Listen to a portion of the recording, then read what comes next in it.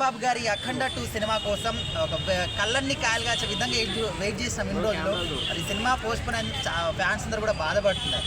ఏం చెప్తారు? చాలా బాధగా ఉంది. అఖండ 2 అంటే మామూలు విషయం కాదు. బాలకృష్ణ గారి సినిమా, ఇన్ని సినిమాలు, సింహ అయితే మీ సమరసింహారెడ్డి, నరసింహనాయుడు, లెజెండ్, ఇలా చెప్పుకుంటూ పోతే చాలా సినిమాలు మనం చూస్తూ వచ్చాం. బాలయ్య బాబు గారికి అభిమానులు కాకుండా వాళ్ళు ఎవరు ఉండరు. నందమూరి తారక రామారావు గారు, ఆయన వారసుడిగా నందమూరి బాలకృష్ణ గారు ఎన్నో సినిమాలు చేశారు.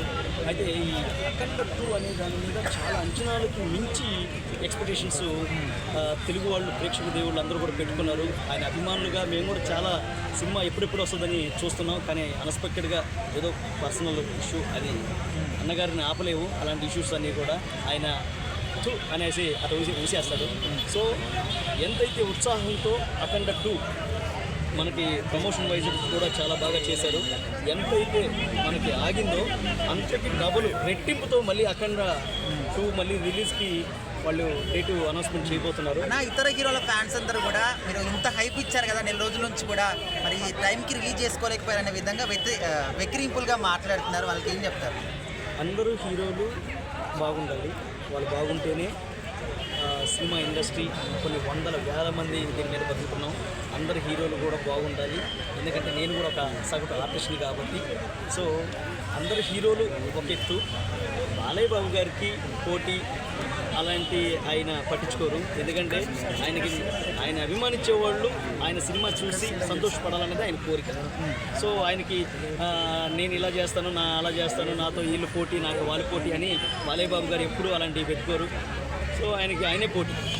మొత్తానికి బాలయ్య బాబు గారికి తగిలిన దిష్టి, నెల రోజుల పాటు దిష్టి అంతా కూడా దీంతో పోయింది అనుకోవచ్చు. నేను కూడా సేమ్ ఫీలింగ్ పంచుకున్నాడు కదా. ఇది ఒక దిష్టి బాలయ్య బాబు గారికి, ఆయన చిన్న దిష్టి చుక్క ఇది. సో అంతే విజయంతో ఆయన మళ్ళీ రిలీజ్ కాబోతున్నాడు అఖండ 2. సో మీరు టీజర్ కానీ అవి చూసారా? సో డైలాగ్ చెప్తారా? డైలాగ్ అంటే నాకు త్రిశూలం తిరిగేటువంటి ఆ షాట్ బాగా నచ్చింది. సో త్రిశూలం తిరిగేటువంటి ఆ షాటు నాకు అది బాగా అనిపించింది. సో ఇంకోటి ఆయన స్లో మోషన్లో ఒక లుక్ పెట్టడం, అది అన్నప్పుడు ఆయన ఆ లుక్ నాకు బాగా నచ్చింది. సో ఆ లుక్, ఈ త్రిశూలం తిరగడం, ఈ వాటి కోసం నేను సినిమా చూద్దామని అనుకున్నాను. కానీ అనుకోకుండా అట్లా జరిగింది. అంటే ఏదైనా ఒక డైలాగ్ చెప్పండి అఖండ 2 నుంచి. మీరు విన్న డైలాగ్ నుంచి సడన్గా గుర్తురావు అండి డైలాగులు. కొండల్లో తొండలు పట్టుకుంటే మీరు ఎక్కడ, అది గుర్తుందా? ఆయన చెప్పే డైలాగులు అంత సామాన్యంగా మనిషికి అంతు చెక్కు. ఎందుకంటే అప్పట్లో ఆ